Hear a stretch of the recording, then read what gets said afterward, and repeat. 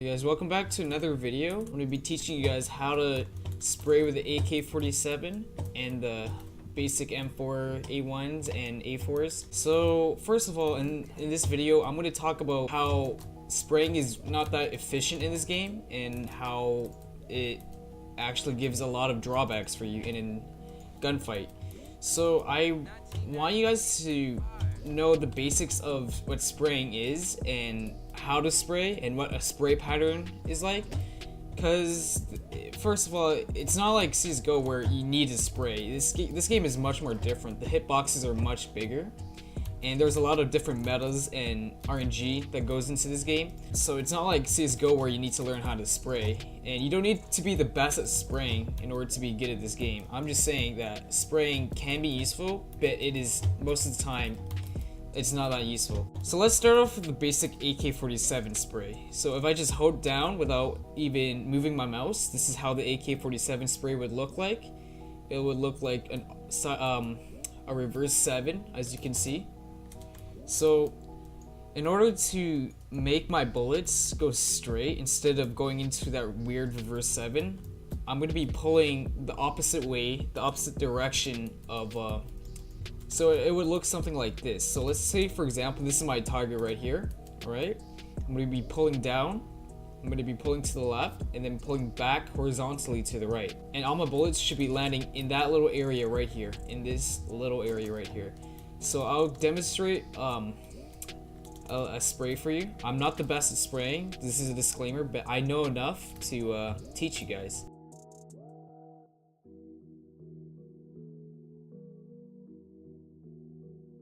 So that is somewhat decent spray, I would say, and that's all you really need to do for a consistent spray.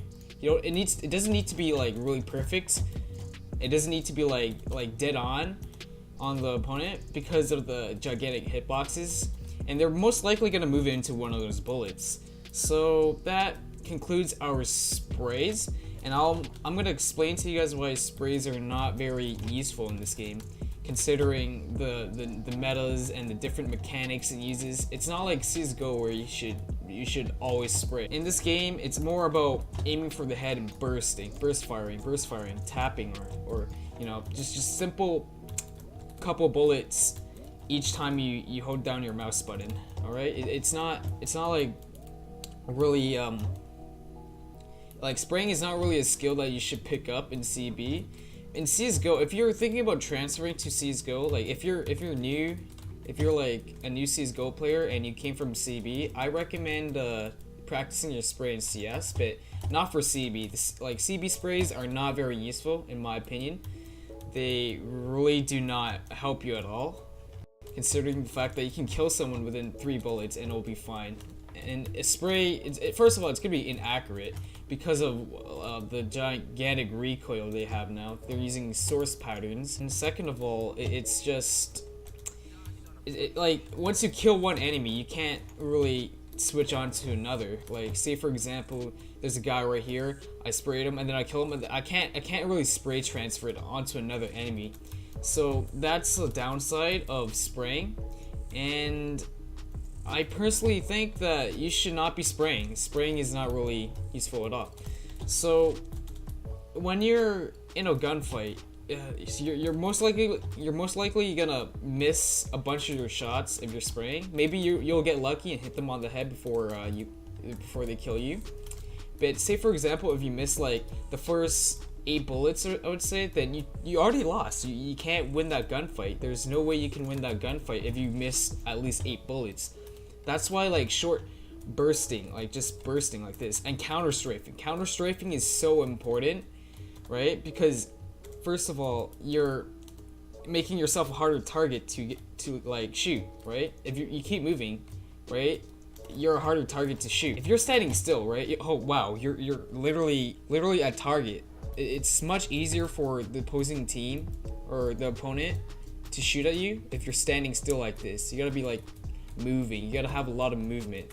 In CB, there's like a lot of movement involved because you don't want to die. You want to like keep moving. You want them to miss their shots. That's what makes makes the professional level a little more different from the amateur casuals servers. So this is one way to improve your aim, first of all, and second of all, tapping is actually very useful, but it's also very consistent. And I feel like tapping in this game, like it feels kind of weird compared to CS, because in CS:GO it's like a guarantee one shot to the head kill, right? And compared to this game, sometimes it's not one shot to the head kill. Sometimes you can hit them for like 89 with the AK-47, which makes no sense. But I guess we have to adapt to the mechanics of the game. So one tapping, I'd say it's all down to luck, depending on your ping, depending on your position, and how far the enemy is, and just when the bullet leaves your barrel compared to your enemy. I mean, one taps are efficient. I do them all the time because I kind of mastered the one tapping mechanism in CB. But sometimes where like I just like rely too much on the one tapping mechanics of the game, I just like dink a guy with an AK-47 and he's like 1 HP and then he kills me because I relied way too much on the game mechanics.